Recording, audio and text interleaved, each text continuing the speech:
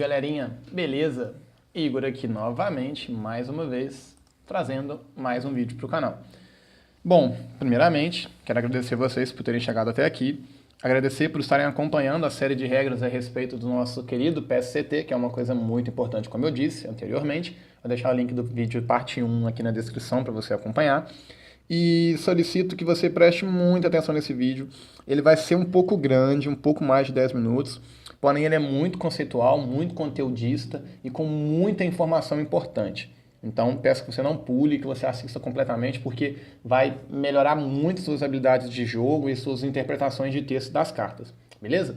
Então vamos partir aqui para ver o que vai dar nessa bagaceira.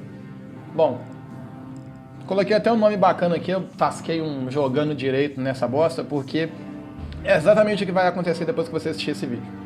Porque muita coisa acontece, muita interação importante, e muitas das vezes ela não é lembrada, citada ou até mesmo falada. Quem nunca estava no meio da resolução de uma corrente, um doido vinha e aparecia, ativava uma carta bugada lá, rápida, e falava, não, mas ela funciona e tudo mais, aquela coisa tudo bugada. Aqui vai estar a explicação para isso não acontecer mais. Olha só, eu vou falar sobre as condições, as ativações e os efeitos, que é o que eu mais ou menos falei no vídeo 1 da série de regras original, mas eu não exemplifiquei com perfeição o... como é que fala? Eu não destrinchei o conteúdo, vamos dizer assim. Para quem não me conhece, eu sou o Igor Matheus, se você já me conhece, bora de mimimi e vamos embora. Já vou solicitar novamente que você se inscreva e deixe seu like se chegou até aqui e já é antigo. Se você for inscrito, muito obrigado. Se você ainda não for e é novato, se inscreva, por favor, e seja bem-vindo. Bom, olha só, no que diz respeito às regras, as informações mais importantes de um card estão em seus tempos, em seus alvos e suas condições. Que também são coisas que causam a maioria de perguntas e dúvidas, são sempre relacionadas a isso. Olha só, o tempo normalmente gera as seguintes dúvidas. Se eu fizer uma corrente, eu devo fazer as coisas quando eu ativar a minha carta ou quando a minha carta resolver? Em relação a alvo. Será que essa carta escolhe alguma coisa? Se tiver mais uma carta no campo, o que acontece se essa carta desaparecer? É aquela situação do vídeo 2 que eu fiz também, escolhendo os alvos, só que aqui vai estar mais detalhado. E condições. Se alguma coisa mudar entre o momento em que eu joguei a carta e o momento que ela termina, aí ela vai pro cemitério, as coisas... Olha só, vamos lá. São as dúvidas mais chatinhas que acontecem, que eu entendo o porquê delas acontecerem. O PSCT, ele corrige todos esses problemas, forever, para sempre. O truque era como fazer isso, mas você vai ler da mesma forma, você vai ver que tem uns pequenos detalhes que você consegue notar. Olha só, isso vai responder praticamente 90% das suas perguntas. Vai de um slicer bonitão. Olha só como é que funciona. O texto de monstro, eu vou exemplificar, agora se você for daltônico, eu sinto muito, mas olha só, tudo que for explicar uma condição para ativar uma carta, ou limites de quanto ou quantas vezes ela pode ser ativa, vai ser escrito em verde. Tudo que acontece quando você ativa, normalmente o custo vai ser escrito em vermelho. Ignore esse S que não está vermelho aqui porque bugou. E tudo que for a resolução de um efeito vai ser escrito em azul. Beleza? Então vamos lá. Se tu for portador de daltonismo, por favor, me perdoe. Bom, olha só. As suas cartas, elas têm pontuação que vai deixar você mais adentro e profundo do que acontece com elas. As condições vêm em verde, sempre são seguidas por 2 pontos. Os textos de ativação, normalmente os custos, eles vêm separados dos efeitos das cartas em azul, que normalmente são as resoluções.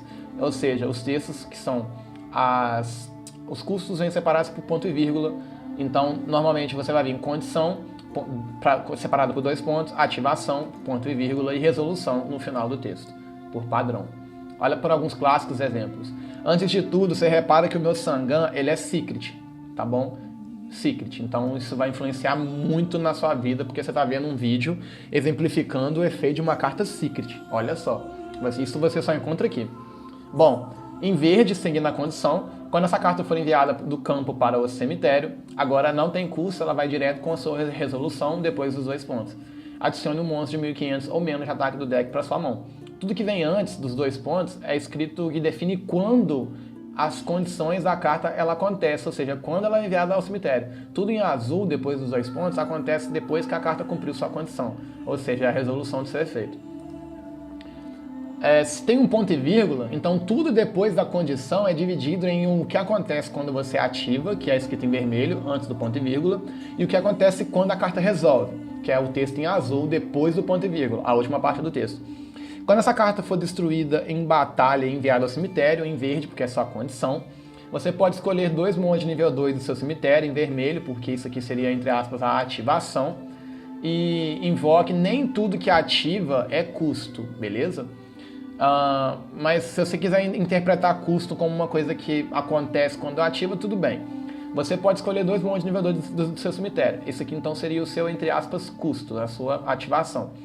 E seguido por ponto e vírgula. E logo em seguida vem depois, no final da resolução, invoca por invocação especial com seus efeitos negados. É um efeito de exemplo, eu não sei que carta é essa, mas basicamente é isso que funciona. Olha só. Quando você ativa, você tem que certificar 3 coisas no seu efeito. Primeiro, você tem que certificar a parte verde, que é antes dos 2 pontos, está sendo seguida. Ou seja, você tem que ver se o que você está ativando está sendo cumprido na sua condição. Depois você tem que ver se a parte vermelha, antes do ponto e vírgula, se você tem como fazer aquilo. Se você precisa fazer alguma coisa. Se você precisa fazer. Se não precisa, você não faz, porque provavelmente essa parte ela não vai ter. Depois disso, outras cartas e outros efeitos podem ser ativados em resposta, o que formam as nossas Chain Link. E se houver alguma corrente, você não faz os efeitos das suas cartas até a corrente resolver. Ou seja, porque a corrente ela resolve de trás para frente. Basicamente é isso que eu estou falando aqui. Tá vendo? Ó, você ativa a primeira, depois ativa a segunda e depois ativa a terceira, em vermelho, porque você está fazendo uma ativação. Logo em seguida você tem as resoluções da terceira, da segunda e da primeira. Resolvendo da última, sempre a última coisa que ativa é a primeira coisa a resolver na ordem da chain, beleza? Bom, olha só um exemplo de uma interação de um jogo aqui. O primeiro duelista, ele invoca o Trident Warrior e escolhe ativar o efeito dele. Como o efeito dele é seguido de 2 pontos, você sabe que ele ativa e ele acaba iniciando uma chain. Quando essa carta foi invocada por invocação normal, que é a condição, ele foi invocado, vem uma resolução de efeito direta. Você pode invocar por invocação especial o monstro de nível 3 da sua mão. O duelista 2 ativa a Raigeki Breaking em corrente, escolhendo o monstro do duelista 1, que é o monstro que foi normal summonado. Logo, ele tem que descartar uma carta para escolher uma carta no campo, esse é o custo, seguido por ponto e vírgula, que também gera uma corrente, e destrua. Destrua-o não influencia se a carta modificou ou alguma coisa assim. Ele simplesmente vai destruir e resolver normalmente. Olha só. Mas o card que o duelista 2 escolheu foi um monstro gêmeo, né, que é aqueles Gimni lá. Então o duelista 1 ela responde com Gimni Spark, que protege ele. Olha o que acontece. Ofereça como tributo um monstro Gimni de nível 4 com a face para cima que você controla para escolher uma carta no campo e destrua-o e compre uma carta. Então o cara invocou o Trident Warrior, ativou seu efeito, o menino respondeu com Raigeki Break e o outro menino respondeu o Raigeki Break com a Gimni Spark, por causa do target. Olha como que ela vai resolver. Usando os 2 pontos e vírgula para você poder construir a corrente todinha com perfeição. Vamos lá. O Trident Warrior do duelista 1 não tem texto vermelho, mas ele ainda continua na estrutura da corrente, mesmo que nada aconteça até o momento da resolução. O Raigeki Break do duelista 2, ele vai descartar uma carta e escolher uma carta no campo. Nesse momento, ele descarta uma carta e escolhe uma carta no campo do duelista 1, que está com o Trident Warrior. O Gimni Spark que o duelista 1 do Trident Warrior ativou, ele vai oferecer o monstro dele como tributo e escolher uma carta do duelista 2, que ativou o Raigeki Break. Logo, essa Gimni Spark vai resolver, porque ela foi a última coisa a ativar, vai destruir alguma carta do duelista 2 e comprar uma carta. Ele vai fazer todas essas coisas, porque agora ela entra na chain resolvendo. Logo em seguida, o Raigeki Break do duelista 2 também vai resolver, vai destruir. O monstro não está mais em campo, então nada vai acontecer. Mas ela resolveu normal, porque não tinha destrua o alvo, tinha apenas destrua. E Trident Warrior do duelista 1, ele resolve e faz por invocação especial um monstro de nível 3 da mão dele. Ou seja, conclui tudo normal. sem problema nenhum, porque nenhum efeito foi negado. Vamos lá.